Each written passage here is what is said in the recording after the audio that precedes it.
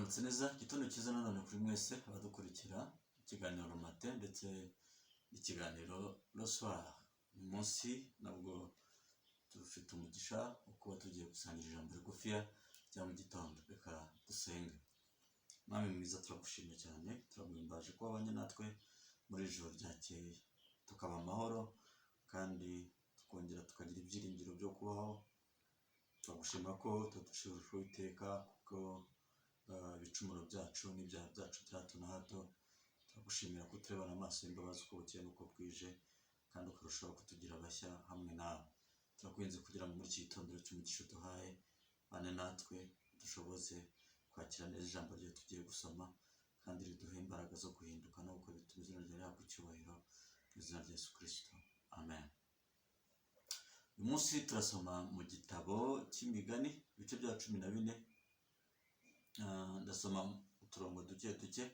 Ndasoma umurongo wa 3 avuga ngo akarimi k'umupfu n'ubumwibone gasemera umusaya, ariko ururimi rw'abanyabwenge rurabakiza. Uwo umurongo nshaka kubanza gusoma wonyine, hanyuma ndasoma n'undi nyuma. Ngo akarimi k'umupfu w'umwibone gasemera umusaya, ariko ururimi rw'umunyabwenge ruramukiza. Inshuro nyinshi muzakunda kubona abantu benshi babura wisdom cyangwa se bakabura sagesse, ubwenge buturuka mu gukoresha neza ururimi rwabo. Kugira ngo Yakobo yanabyanditseho mu buryo burambuye, avuga ko umuntu ushobora gutegeka ururimi rwe aba ashoboye rwose, n'uwanditse igitabo cy'imigani urabona ko agaruka cyane mu kumenya gukoresha neza ururimi rwawe kugira ngo ruheshe abandi umugisha. Niyo mpamvu ururimi ni intwaro ikomeye dufite, dushobora gukoresha no seulement guhesha abandi umugisha, ariko niyo uyikoresheje wikururiraho abantu mu kuwukunda. Kuko ururimi iyo rukoreshejwe neza, umuntu agaragara nk'umunyabwenge,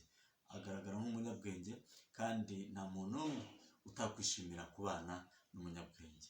Ariko iyo ururimi uruvugishije ibyo ubonye, ukapfa kuvuga ikijemo ukavuga, iyo utekereza utabanje no kuverifiya ukavuga, ugaragara mu buryo butandukanye kandi bubi. Ushobora kugaragara nk'umuntu ugira amatiku, ushobora kugaragara nk'umuntu ugira inzangano, ushobora kugaragara nk'umuntu uteranya abantu, ushobora kugaragara nk'umuntu w'umuswa. Nabyo bibaho, kubera ko upfa kuvuga ibintu udafitiye facts, udafite ibimenyetso bifatika. Ushobora kugaragara nk'umuntu w'umuswa, twavuga nk'umuntu w'idebe.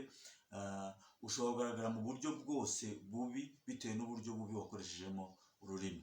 Umunsi wa kabiri w'icyumweru nifuza ko dukomeza gukoresha ururimi rwacu neza, dukomeza gukoresha ururimi rwacu mu buryo butuma twe ubwacu twikururiraho igikundiro cy'Imana n'abantu, ariko nanone dukoresha ururimi mu buryo butuma abantu bandi, abo tubana, abo dukorana, abo duhura nabo muri iki cyumweru, turushaho kubabera umugisha, tubasunika mu bwiza bw'Imana, tubatura amagambo abazanira ibyiringiro mu mitima yabo, kuko nicyo Imana yaduhereye urwo rurimi kugira ngo turukoreshe. Reka rero twakuraje bagenzi bacu dukoresha ururimi. Ntabwo ari ngombwa kugira ngo utange buri gihe impano y'ibifatika, kuko dufite n'impano zo mu buryo bw'umwuka, zo mu buryo bw'emotionnel, kandi izo mpano nazo abantu barazikeneye.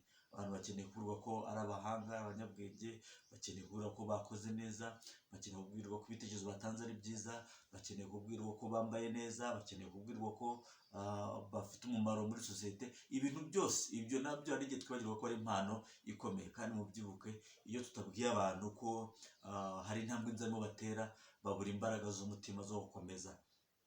Kandi imbaraga z'umutima nazo zirakenewe kurenza n'uko umuntu yatekereza. Ndagira ngo rero muri iki cyumweru dufatanye gutera ingabo mu bitugu dukoresheje ururimi rwacu mu buryo butuma twese twunguka kandi tugatera intambwe nziza. Umurongo wundi nshaka gusoma ni umurongo wa 30, ari nawo nsorezaho, uvuga ngo muri iki gice cya 14 n'ubundi mu migani, uvuga ngo umutima utuje ni wo bugingo bw'umubiri, ariko ishyari nk'ikimungu kiri mu magufa. Umutima utuje ni wo bugingo bw'umubiri. iyo umuntu atahagaritse umutima, iyo umuntu adafite ibintu bimuhangayikishije, iyo umuntu adafite ibimwirukankana bimubuza amahoro, iyo umuntu yumva atuje afitanye amahoro n'abantu bose, aho babana, aho bagenda, n'aho bakorana, akumva abo bantu bose afite amahoro, akumva nta hantu arimo agaca ngo bamuryanire inzara cyangwa bamuvuge, aba afite amahoro. Ubu rero nibwo bugingo. Umutima utuje ni wo bugingo bw'umubiri.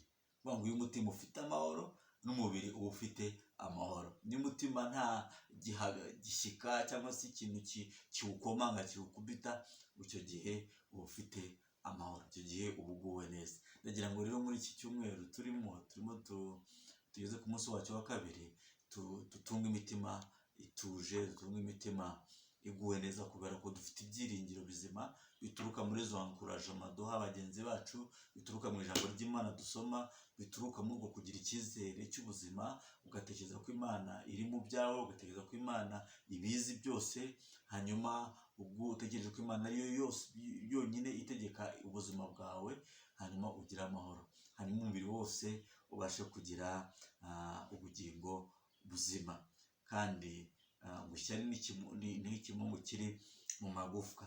Twirinde rero ibitekerezo bibi, twirinde gutekerezaho abandi bibi, twirinde kugomera abandi, twirinde kubatega imitego y'ubuzima, twirinde gushyira ubuzima bushaririye ku bandi, ahubwo uko bukeye n'uko bwije turusheho gushakisha icyatuma abavandimwe bacu barushaho kugwa neza, barushaho kunezerwa ku bwacu.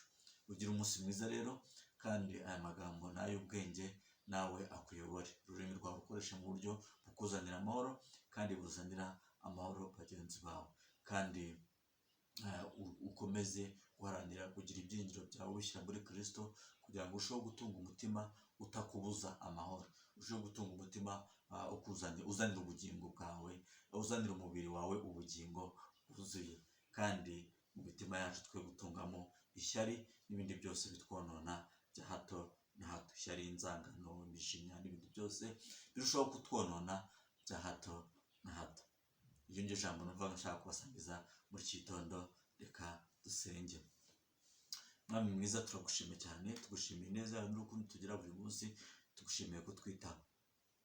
Turakwinginze cyane rero kugira ngo ijambo ryo gukoresha neza ururimi rwacu uriduhe, turikoreshe neza, turinde guhubukira kuvuga ibidafite umumaro, duhe kugira ngo ibyo tuvuga byose bibe bishoreye imizi mu ijambo ryawe, ari ibizanamo abandi imbaraga, intege zo gukorera ibituma izina ryawe rihabwa icyubahiro. Dushoboze rero kuvuga ubutumwa buzana impinduka mu mitima y'abantu, bubahumuriza, bubegeranya hamwe nawe, ukabereka ko ari wowe wonyine wo kwiringirwa kandi wo kwizigirwa muri byose.